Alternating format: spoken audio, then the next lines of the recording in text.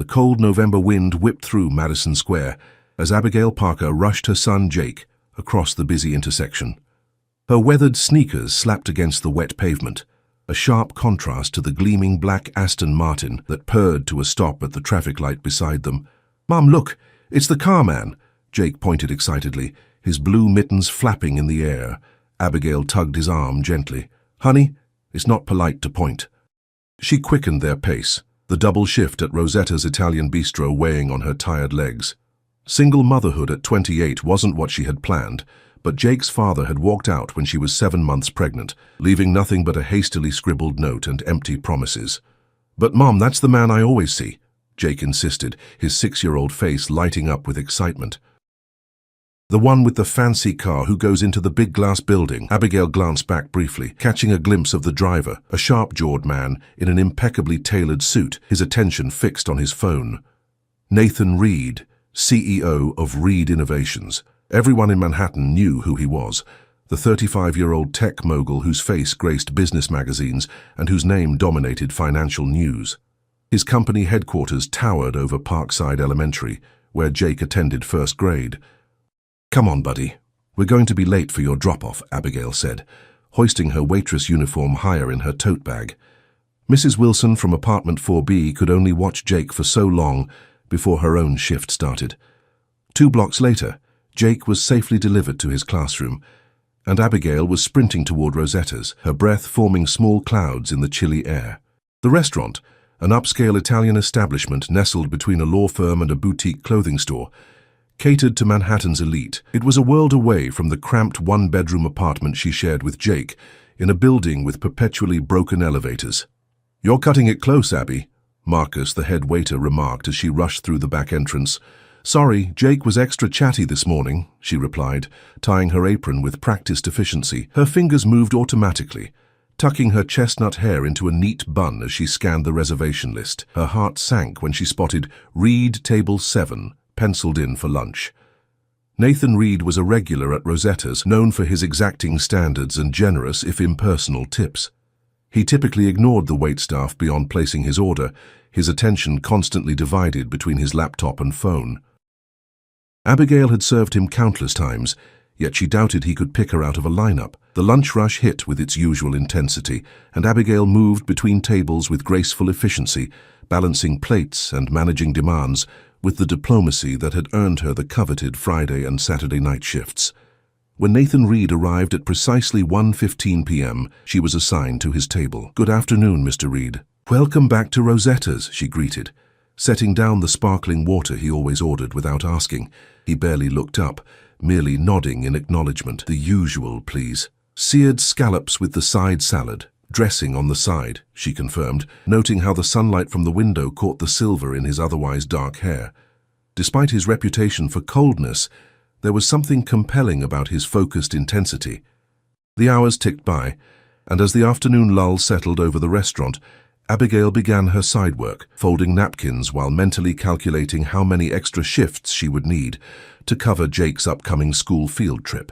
She was so absorbed in her thoughts that she didn't notice Nathan Reed still sitting at his table, now staring pensively out the window. When she approached to offer a coffee refill, he surprised her by actually looking at her, really looking at her, for perhaps the first time. "Do you have children?" he asked abruptly. The question caught her off guard. Yes, a son. He's 6. Nathan nodded, something unreadable crossing his face. "I thought I recognized you. Your son attends Parkside Elementary, doesn't he? I've seen you two crossing Madison Square in the mornings." Abigail blinked in surprise. "Yes, that's right." He seemed about to say something else when his phone buzzed. The moment shattered as he answered it, his voice shifting into the clipped, authoritative tone she recognized from hearing him dictate business terms to associates over lunch. The rest of her shift passed uneventfully, though she found herself glancing at table 7 more often than necessary until Nathan finally left, leaving his usual generous tip. She pushed the strange interaction from her mind as she collected Jake from after-school care, listening to his animated stories about his day.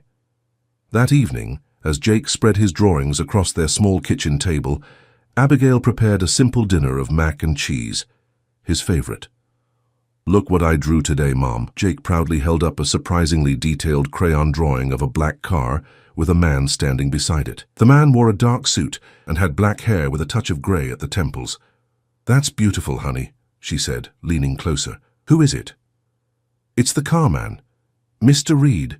Miss Collins had us draw someone we see in our neighborhood," Jake explained, pointing to the tall building he'd drawn in the background. "That's his building where he works. I see him every day from the playground." Abigail felt a strange flutter in her stomach. "It's really good, Jake. You got his car perfectly. Can I give it to him?" Jake asked, eyes wide with hope. "Ms. Collins said we should share our art with the people we drew." "Oh, sweetie, I don't think that's a good idea. Mr. Reed is a very busy and important man," Abigail said gently, not wanting to crush his enthusiasm, but knowing how unlikely it was that Nathan Reed would care about a child's drawing. Jake's face fell, but only momentarily. "Okay, maybe I'll just put it in his car sometime." "I know which one is his," Abigail laughed, ruffling his hair. "Let's not do that. That would be trespassing." The next morning, disaster struck. Mrs. Wilson called with a fever, unable to watch Jake after school. Abigail's shift didn't end until 6, and the after-school program closed at 5. Panic rising, she called every contact in her phone, but no one was available on such short notice.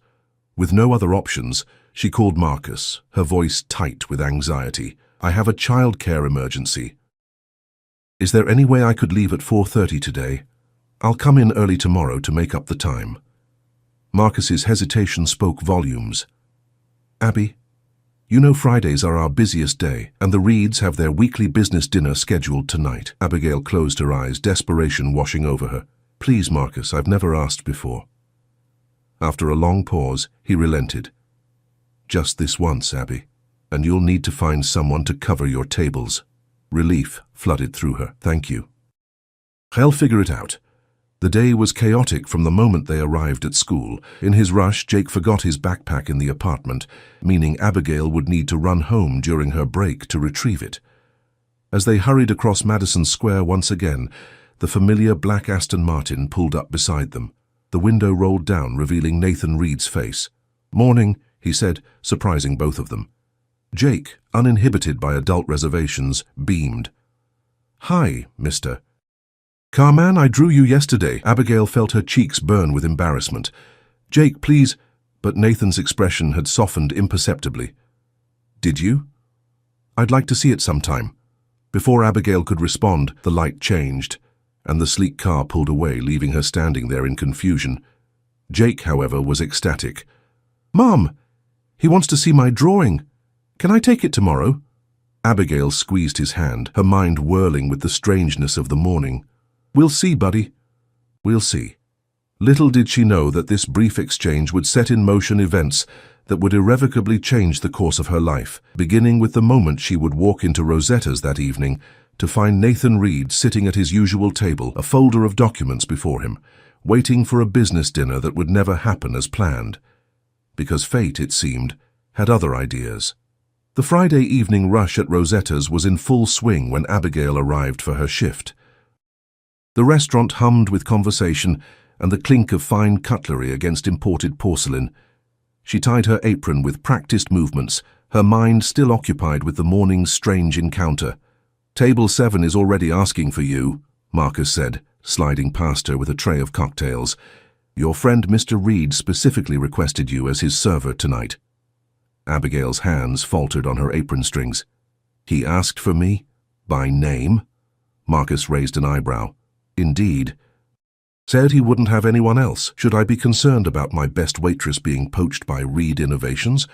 His tone was teasing, but curiosity lingered in his eyes.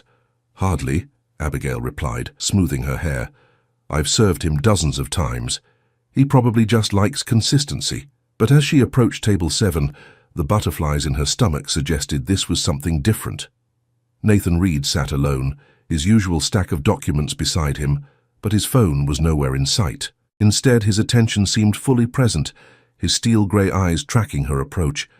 "Good evening, Mr. Reed," she said, professional smile firmly in place despite her unease. "I understand you've requested me specifically tonight." Nathan nodded, folding his hands on the table. "I did. I hope that's not an inconvenience." "Not at all. It's my job." she replied, poised with her notepad. Will your associates be joining you this evening? They've been delayed. Traffic from JFK. He glanced at his watch. We have some time. I wanted to apologize for this morning. I didn't mean to put you on the spot with your son. Abigail blinked, caught off guard by his directness. There's no need to apologize, Mr. Reed. Jake is enthusiastic. He's been fascinated by your car for months. A hint of a smile touched Nathan's lips. Just the car? Well, he calls you the car man, so I think the two are inseparable in his mind, she admitted, surprised to find herself relaxing slightly. And what does his mother call me? Nathan asked, his gaze steady on her face. The question caught her completely off guard. Mr. Reed. Or sir, she answered, feeling her professional mask slipping. Is there something specific you'd prefer? Nathan would be a start, he said, then gestured to the chair across from him. Would you sit for a moment? Unless you're too busy. Abigail glanced around nervously. Sitting with customers was absolutely against protocol, but Marcus was in the back, and her other tables were momentarily settled. Curiosity won out. She perched cautiously on the edge of the chair. I won't keep you long, Nathan said, reaching for the folder beside him. I was intrigued by what your son said this morning, about the drawing. Children and their imaginations, Abigail said with an apologetic smile. He's been working on his art. His teacher encourages them to draw people from their community. Nathan pulled a business card from his pocket and slid it across the table. I'd genuinely like to see it. I know it sounds strange, but... He paused, something vulnerable flickering across his typically composed features. My nephew is about your son's age. I don't get to see him often. My sister lives in California, but I've been trying to connect better, understand children more. The admission was so unexpected that Abigail found herself momentarily speechless. The Nathan Reed of business magazines and financial news segments didn't seem like a man concerned with connecting to 6-year-olds. That's thoughtful of you, she finally managed, taking the card reflexively. My personal number is on the back, he continued. If you're comfortable with it, I'd like to see the drawing. Maybe you could text me a photo. Before Abigail could respond, her phone buzzed in her apron pocket. She pulled it out, alarm rising as she saw the school's number on the screen. I'm sorry, I need to take this, she said, standing quickly. It's my son's school. Nathan nodded, concern crossing his features as Abigail stepped away to answer. Ms. Parker? This is Nurse Benton from Parkside Elementary, came the clipped voice on the other end. Jake took a fall during afternoon recess. He's all right, but he has a sprained wrist and should be picked up as soon as possible. Abigail's heart raced. I'll be there right away, she promised, already mentally calculating how quickly she could reach the school and what this would mean for her carefully balanced work schedule. She returned to Nathan's table, professionalism warring with maternal panic. I'm terribly sorry, Mr. Reed, but I have an emergency. My son has been injured at school. I need to go, Nathan said simply, rising from his seat. Family comes first. Thank you for understanding. I'll send another server right over, she said, already backing away. Wait, Nathan called, reaching for his suit jacket. Let me drive you. Abigail froze. That's not necessary. It's faster than public transport, he pointed out, practical and decisive. And from what I gather, time is of the essence. Before she could formulate a proper response, Marcus appeared at her elbow. Everything all right, Abby? Jake's hurt at school. I need to go now, she explained, her voice tight with worry. Marcus frowned. But the Friday dinner rush, I've offered to drive her, Nathan interjected smoothly. I insist, actually. The authority in his voice left no room for argument. Marcus looked between them, clearly confused by this unexpected development, but unwilling to contradict one of the restaurant's most valued customers. Of course, Mr. Reed. Very generous of you, Marcus managed, then turned to Abigail. Go take care of Jake, we'll manage here. Minutes later, Abigail found herself in the passenger seat of the Aston Martin that had so captivated her son, the leather seats softer than anything she'd ever touched. Nathan drove with the same focused precision he brought to everything else, navigating Manhattan traffic with practiced ease. Turn left at the next light, she directed, still struggling to process the surreal turn her evening had taken. The school is just down the block, the one beside my building, Nathan noted. I've seen the children playing in the yard during lunch meetings. The observation reminded Abigail of the vast differences in their lives. how the playground that represented Jake's daily joy was merely a backdrop to Nathan's business deals. "Thank you for doing this," she said quietly. "You really didn't have to." "I wanted to," he replied, his eyes fixed on the road. After a pause, he added, "I know what it's like to get that call. When my nephew fell off the monkey bars last year, my sister was beside herself." This glimpse into his personal life surprised Abigail. "How old is your nephew?" 7. Dylan, a genuine smile, softened Nathan's features. "Smart kid. Too smart sometimes. Reminds me of myself at that age, which worries my sister endlessly." They pulled up to the school, and Abigail was out of the car almost before it stopped moving. Nathan followed her inside, his tall figure incongruous in the elementary school hallway with its brightly colored bulletin boards and children's artwork. Jake sat in the nurse's office, his left wrist wrapped in an elastic bandage, tear tracks still visible on his cheeks. His eyes widened comically when he spotted Nathan behind his mother. "Mom, the carman is here," he exclaimed, momentarily forgetting his injury. "Mr. Reed was kind enough to give me a ride," Abigail explained, kneeling to examine Jake's wrist. "What happened, honey?" "I was showing Tyler how I could jump from the top of the slide, and I landed wrong," Jake admitted, having the grace to look slightly ashamed. "But look, I got a cool bandage." Nurse Benton approached with clipboard in hand. "It's just a mild sprain, Ms. Parker. Ice it tonight, and he should rest it over the weekend. If the swelling doesn't go down by Monday, you might want to have a doctor look at it." As Abigail signed the necessary forms, Jake tugged at Nathan's suit sleeve with his good hand. "Do you want to see my drawing of you now? It's in my backpack." "Jake, Mr. Reed is very busy," Abigail began, mortified, but Nathan was already crouching down to Jake's level. "I'd like that very much," he said, his voice gentler than Abigail had ever heard it. With his mother's help, Jake fished the slightly crumpled drawing from his backpack and proudly presented it to Nathan. The CEO studied it with genuine interest, taking in the detailed rendering of himself standing beside his car in front of the Reed Innovations building. "This is excellent work," Nathan said seriously. "You've got the car exactly right, even the wheels. And is that me?" He pointed to the figure in the drawing. Jake nodded enthusiastically. "Yep, that's why you have the gray parts in your hair. Mom says it makes you look distinguished," Abigail supplied, her cheeks burning. "Jake, please." "Your mom is right," Nathan said, his eyes meeting Abigail's briefly before returning to Jake. "This is really impressive. Would you mind if I kept it?" Jake's face lit up with pure joy. "Really? You want to keep my drawing?" "Absolutely. I think it deserves a spot on my office wall," Nathan replied. "With the artist's permission, of course." "Yes," Jake bounced on the examination table, then winced as the movement jostled his wrist. As they walked out to the car, Jake chattering excitedly about his artwork and his classroom and anything else that crossed his mind, Abigail found herself studying Nathan Reed with new eyes. The ruthless businessman of magazine covers was nowhere to be seen in the man who listened patiently to her son's rambling stories, asking thoughtful questions and treating Jake's responses with genuine interest. In the car, Jake fell into an exhausted sleep within minutes, the day's excitement and injury catching up with him. In the sudden quiet, Abigail turned to Nathan. "Thank you," she said softly, "for everything. The ride, being kind to Jake, showing interest in his art." "I meant what I said about the drawing," Nathan replied, his voice equally low. "It's quite good for his age, and—" He hesitated, something uncharacteristically uncertain in his expression. "I'd like to make it up to you both. The inconvenience today, I mean." Abigail tensed slightly. "That's really not necessary." "Perhaps not necessary," he conceded. "But I'd like to all the same. Would you and Jake join me for brunch on Sunday? There's a place in Brooklyn that does excellent pancakes. Dylan raves about them whenever he visits." The invitation hung in the air between them, weighted with implications Abigail wasn't sure she was ready to consider. Nathan Reed lived in a world so far removed from her own that the idea of deliberately crossing that boundary seemed foolish at best, dangerous at worst.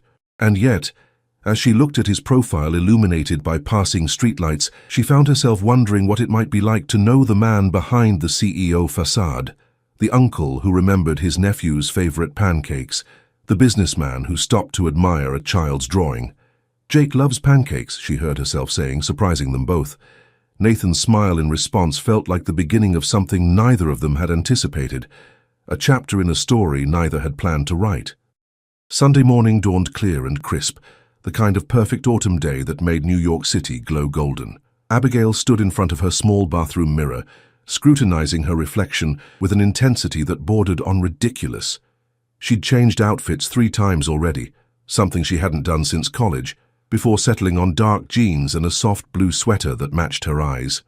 "Mom, are you ready yet?" Jake called from the living room, his impatience palpable. Since waking at 6 a.m., he'd been buzzing with excitement about breakfast with the carman.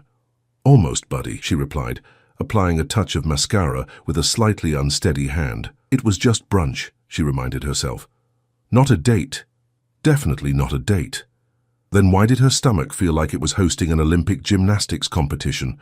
The doorbell rang, sending Jake into a whirlwind of motion. "He's here, Mom, he's here. Jake, wait." Abigail rushed from the bathroom, but her son had already flung open the apartment door.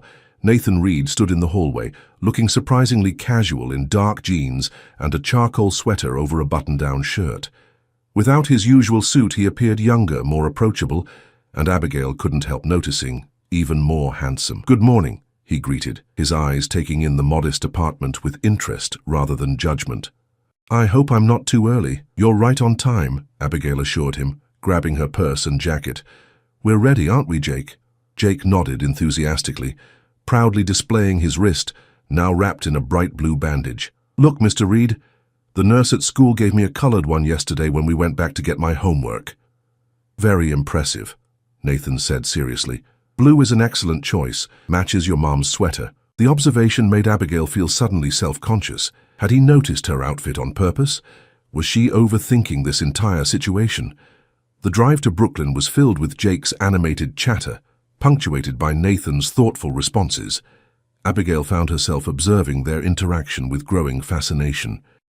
Nathan spoke to Jake with the same attentiveness he might give a business colleague, never talking down to him or dismissing his questions, no matter how random or peculiar they might be. "Do you have to wear suits every day?" Jake asked as they crossed the Brooklyn Bridge. "Most days," Nathan replied. "It's expected in my position." "That sounds boring," Jake declared with 6-year-old bluntness. "I'm going to be an astronaut, or maybe a zookeeper." "Do they wear suits?" "I don't believe zookeepers typically wear suits," Nathan said, amusement warming his voice. "Though astronauts do wear a type of suit, just not the kind I wear." "Do you like being a CEO?" Jake persisted.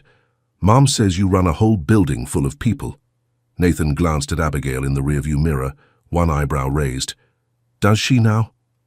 "I may have explained who you are," Abigail admitted. "After the drawing incident." "I see." Nathan navigated smoothly through Sunday morning traffic. "To answer your question, Jake, yes, I do like being a CEO, though it can be challenging. I get to solve interesting problems and work with smart people. But you don't get to play much, do you?" Jake asked, his voice suddenly serious. "You're always working when I see you." The innocent observation seemed to strike a chord. Nathan was quiet for a moment before responding. "You're right. I don't play nearly enough." The pancake restaurant was exactly as Nathan had described, a charming corner establishment with exposed brick walls and the mouth-watering aroma of maple syrup and coffee.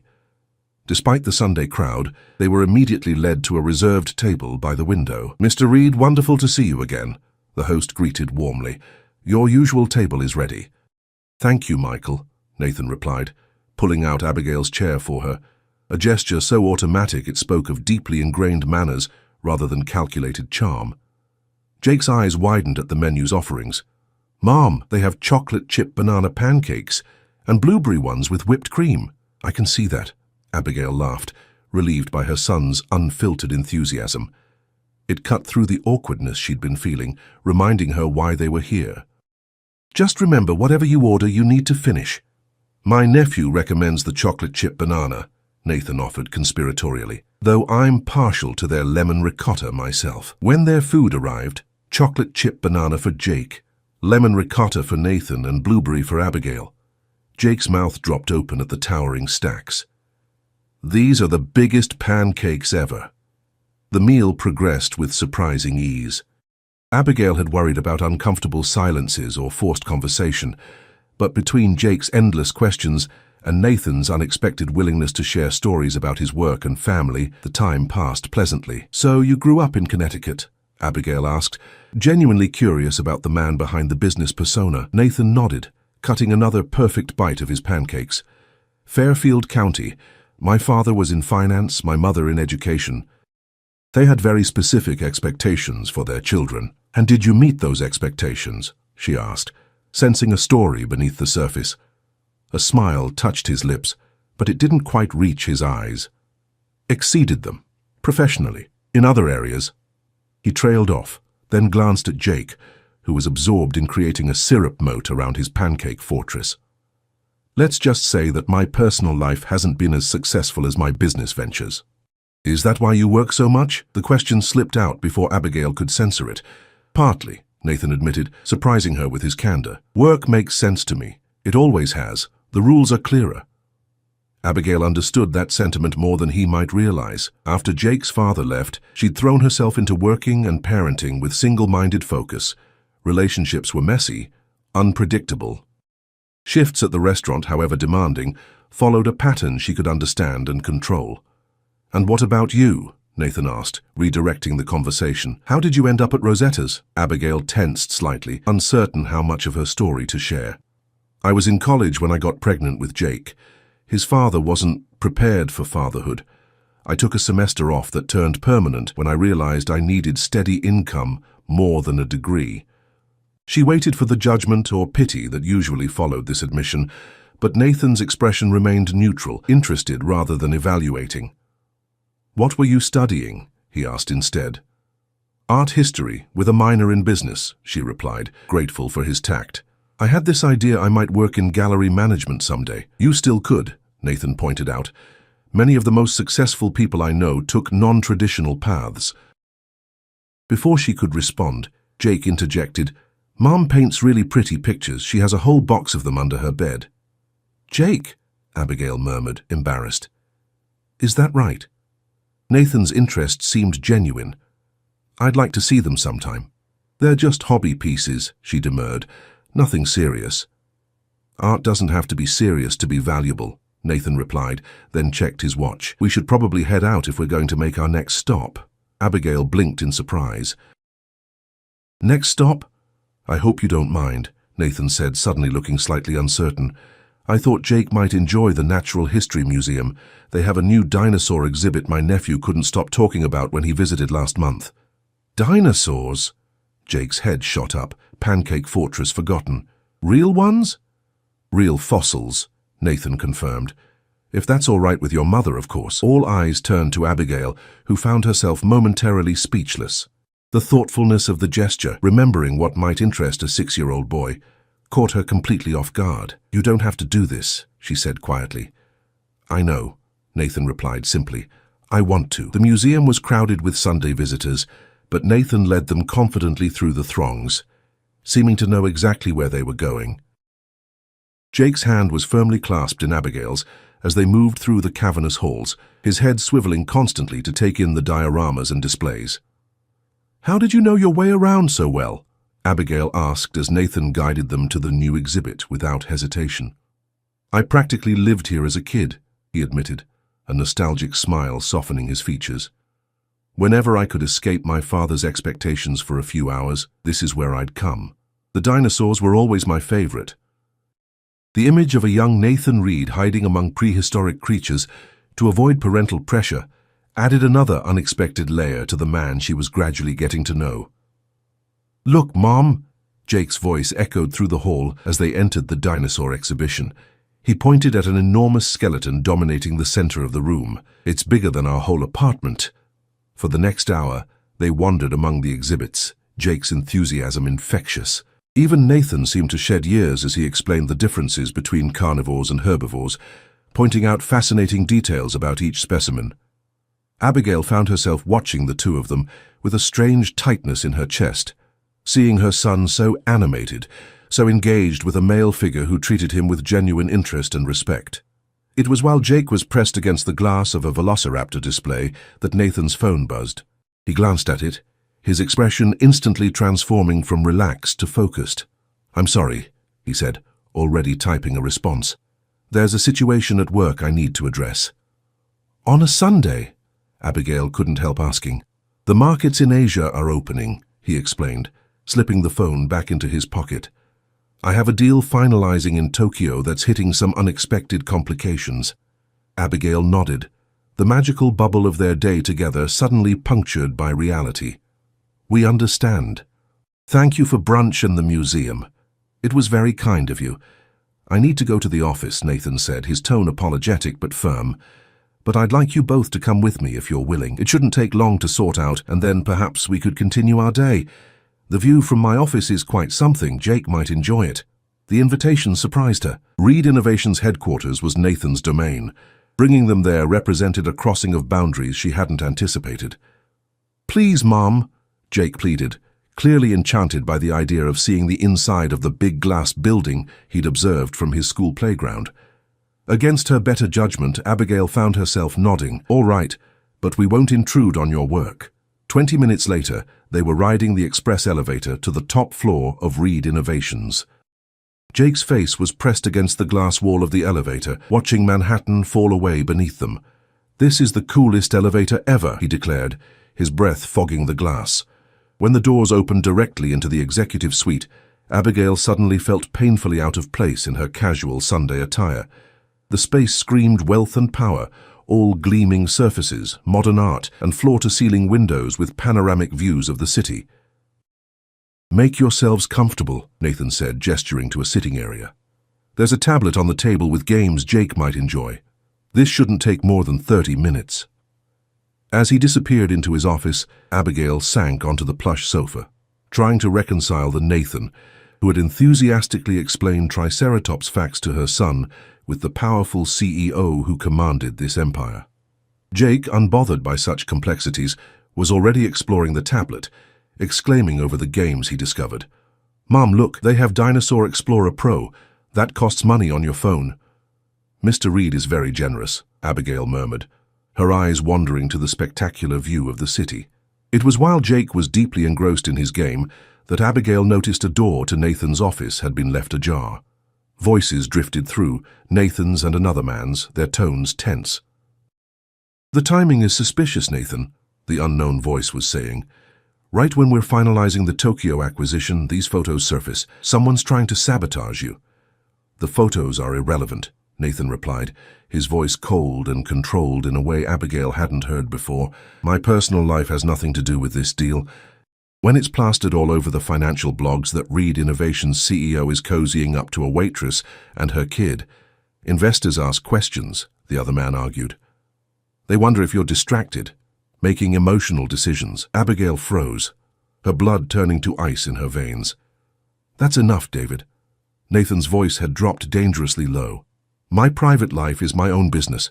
Handle the Tokyo situation without bringing Miss Parker or her son into it. I'm just saying the timing is interesting. You've never shown interest in single mothers before. Are you sure this isn't some kind of setup? These things happen to men in your position." Abigail had heard enough.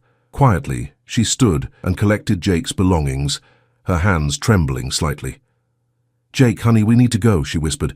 "But Mr. Reed said—" "Now, Jake," she insisted, taking the tablet from his reluctant hands and placing it on the table. As they stepped back into the elevator, Abigail caught a glimpse of her reflection in the polished doors, her face pale, eyes wide with humiliation. The doors were just closing when Nathan emerged from his office, his expression changing from confusion to alarm as he spotted them leaving. "Abigail, wait!" he called, but the elevator was already descending, carrying them away from the world she should have known better than to enter. The November rain fell in sheets, matching Abigail's mood as she maneuvered through the Monday morning rush at Rosetta's.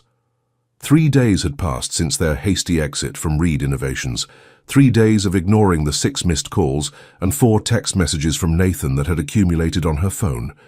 She'd read them all, of course, each one more apologetic than the last, but she couldn't bring herself to respond. "Order up for table 12, Marcus called, sliding a plate of eggs Benedict toward her. "Thanks," she murmured, balancing it expertly on her arm as she collected a cappuccino from the barista station. "Still no word from your CEO, friend?" Marcus asked, his voice carefully neutral. The story of their Sunday excursion, minus the humiliating ending, had become necessary to explain Jake's excited chatter about Mr. Reed's dinosaur adventure to Mrs. Wilson. "He's not my friend," Abigail replied tersely, "and I'd prefer not to discuss it." The truth was she couldn't stop replaying the conversation she'd overheard, the cold assessment of her as a waitress and her kid, the implication that she might be trying to manipulate Nathan for his money or position. It had crystallized every fear she'd had about crossing the social divide between them. What stung most was the realization that she'd begun to care. Somewhere between the pancakes and the dinosaur exhibit, she'd started to see Nathan Reed as a person rather than just the car man or the wealthy CEO who frequented her restaurant. His genuine interest in Jake, his surprising vulnerability when speaking about his family, these glimpses had affected her more than she wanted to admit. "He's been calling the restaurant too," Marcus added, interrupting her thoughts. "Twice yesterday. Asked if you were working." Abigail nearly dropped the cappuccino. "You didn't tell him my schedule, did you?" "Of course not," Marcus assured her. "But Abby," he sounded concerned, not like a man with bad intentions. "You don't understand," she said, shaking her head. "Men like him live in a different world. Whatever he thought he was doing with us was just, I don't know, some kind of charitable experiment, a distraction." The words felt bitter on her tongue, especially when she remembered the way Nathan's eyes had crinkled at the corners when Jake made him laugh, or how carefully he'd explained the museum exhibits. Had it all been an act? Or worse, had it been genuine interest tainted by an unbridgeable social gulf? The day dragged on, rain continuing to pound against the restaurant windows as if determined to wash away all memory of Sunday's golden sunshine. By mid-afternoon, Abigail's feet ached and her smile felt permanently plastered on her face, professional, distant, revealing nothing of the confusion beneath. She was clearing a foretop near the window when a sleek black umbrella appeared outside, followed by the unmistakable figure of Nathan Reed. Abigail froze, plates balanced precariously in her hands as he spotted her through the glass. Their eyes locked for a moment before she deliberately turned away, continuing to the kitchen as if she hadn't seen him. "He's here," she told Marcus, her voice tight. "If he asks for me, I'm on break." Marcus gave her a long look. "Running away doesn't solve anything, Abby." "I'm not running away," she insisted. "I'm protecting myself and my son from getting hurt by someone whose world we can never truly be part of." She retreated to the employee break room, sinking onto the worn couch with a shaky exhale. Through the small window, she could see the steady stream of rain turning the city into a blur of grey. 5 minutes passed, then 10. Just as she was considering it safe to return to the floor, the break room door opened.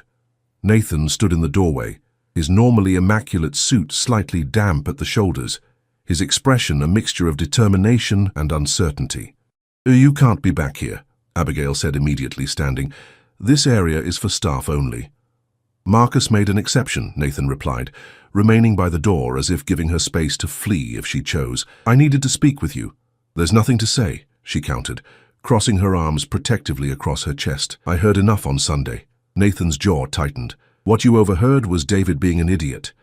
Those weren't my words or my thoughts." "But they were true, weren't they?" Abigail challenged. "I am just a waitress. Jake is just a kid from a single-parent household. We're not part of your world, and pretending otherwise was misguided."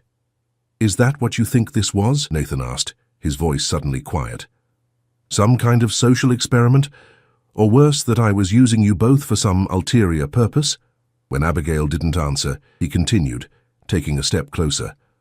"I've spent 15 years building Reed Innovations, 15 years of 16-hour days, sacrificing everything personal for professional success. Do you know what that's earned me? A penthouse I barely see, more money than I could spend in 3 lifetimes, and not a single person who knows me as anything other than Nathan Reed, CEO. He ran a hand through his hair, a gesture so uncharacteristically frustrated that it caught Abigail off guard. Then one morning, this kid points at my car with complete delight. No agenda, no calculation, just pure enthusiasm. And his mother. His eyes met hers. His mother looks at me like I'm just a man, not a corporate entity or a bank account.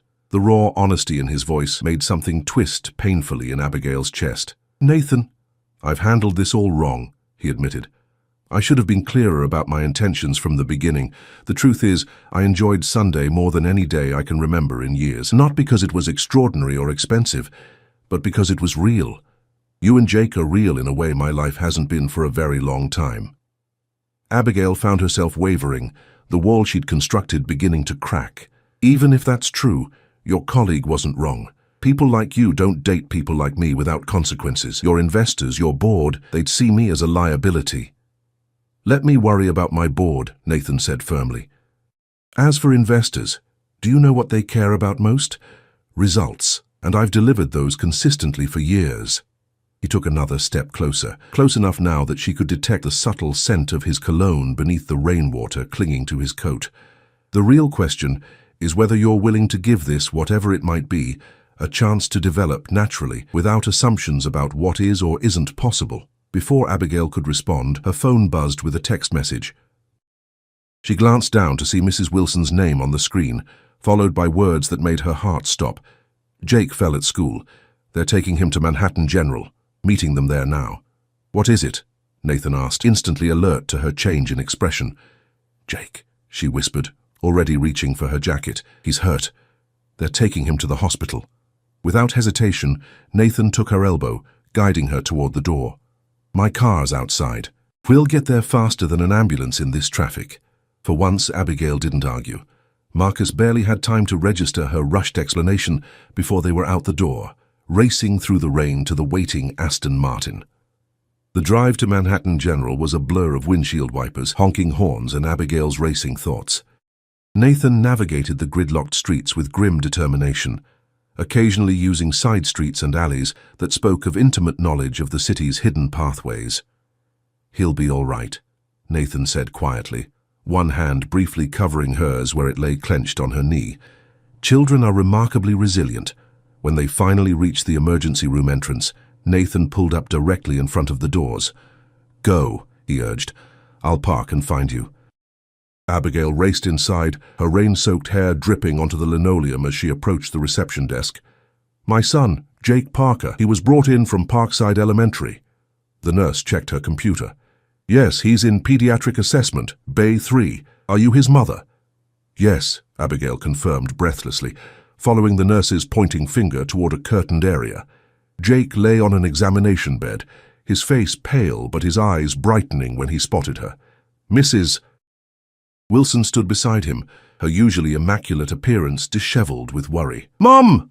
Jake called, his voice wavering between bravery and tears. I fell from the monkey bars. They think my arm might be broken. Abigail rushed to his side, taking in the temporary splint on his right arm with mounting concern. Oh, honey, what happened?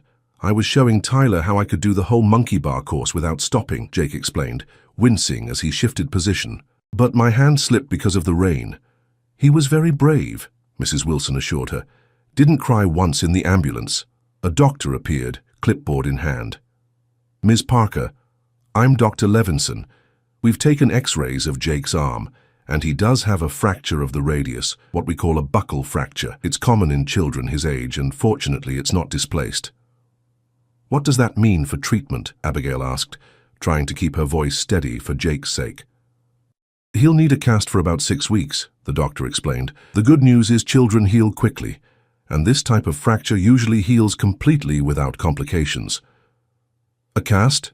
Jake perked up slightly. Can I get a blue one? Like my bandage from last week? Absolutely, Dr. Levinson smiled. We have several colors to choose from. As they discussed the details of Jake's care, Abigail became aware of a tall figure hovering just outside the curtained area. Nathan stood there, his expression concerned as he caught her eye. Is that the car man? Jake asked, spotting him. Did he come to see me too? Nathan stepped forward hesitantly. I hope that's all right. Mr. Reed drove me here, Abigail explained to Mrs. Wilson, whose eyebrows had nearly reached her hairline. Thank you for staying with Jake. Of course, dear, Mrs. Wilson replied, giving Nathan a curious once-over before gathering her things. I'll check on you tomorrow, Jake. Be brave with that cast. After she'd gone, Nathan approached Jake's bedside. His typical commanding presence softened into something gentler. So, monkey bars in the rain, huh? That sounds like quite an adventure. It was awesome until I fell, Jake admitted. Now I'm getting a cast. Dr. Levinson says my friends can sign it. That is a silver lining, Nathan agreed seriously. I'd be honored to sign it if you'll allow me. The simple request lit up Jake's face. Really? You want to sign my cast? Of course. Artists should always sign their work, and this cast will be a work of art, I'm sure. While they chatted, Abigail stepped aside with Dr. Levinson to complete paperwork and discuss follow-up care. When they reached the matter of payment, her stomach knotted with familiar anxiety. I'll need to check what my insurance covers, she began, mentally calculating what she could pull from her meager savings. It's been taken care of, the doctor said, looking slightly confused. The financial office informed me that all expenses have been covered. Abigail's head snapped up. What? By whom? But she already knew the answer. Looking back at the examination bed, she saw Nathan showing Jake something on his phone, both of them laughing at whatever was on the screen. Excuse me, she murmured to the doctor, marching back to confront Nathan. Can I speak with you for a moment? Privately. Nathan nodded, giving Jake's good shoulder a gentle squeeze before following Abigail to a quiet corner of the emergency department. You paid Jake's hospital bill, she stated flatly, keeping her voice low but intense. Without asking me. I did, Nathan admitted without apology. I have excellent health coverage, and adding Jake as a one-time exception was simple. That's not the point, Abigail insisted. You can't just sweep in and start paying for things. It makes me feel like a charity case, Nathan finished, his gaze steady on hers. That wasn't my intention. I saw a problem I could solve, and I solved it. It's what I do, Abigail. It doesn't mean I think less of you or your ability to care for Jake. She wanted to be angry, to maintain the protective wall she'd built, but exhaustion and relief were eroding her defenses. I need to be able to take care of my own son. And you do, Nathan said softly. Better than most parents I've seen. He's kind, curious, resilient, all qualities that reflect your parenting, not your bank account. He hesitated, then reached for her hand, enfolding it in both of his. Let me propose something, not charity, but partnership. I have resources that could make both your lives easier.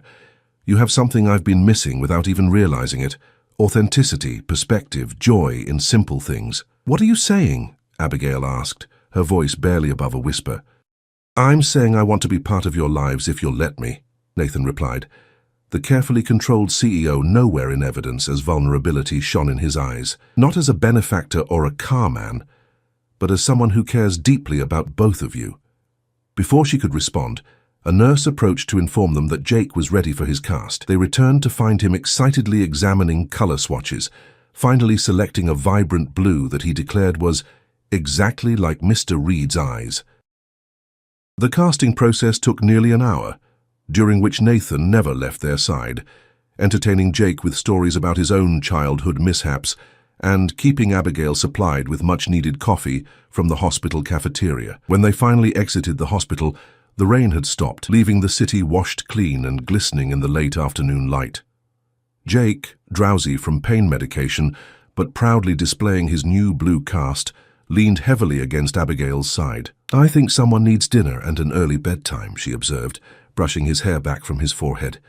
I could have my driver take you both home, Nathan offered, his car appearing as if summoned by thought alone. Or? Abigail prompted when he hesitated. Or I could make you both dinner at my place, he suggested. It's closer than your apartment, and Jake could rest comfortably.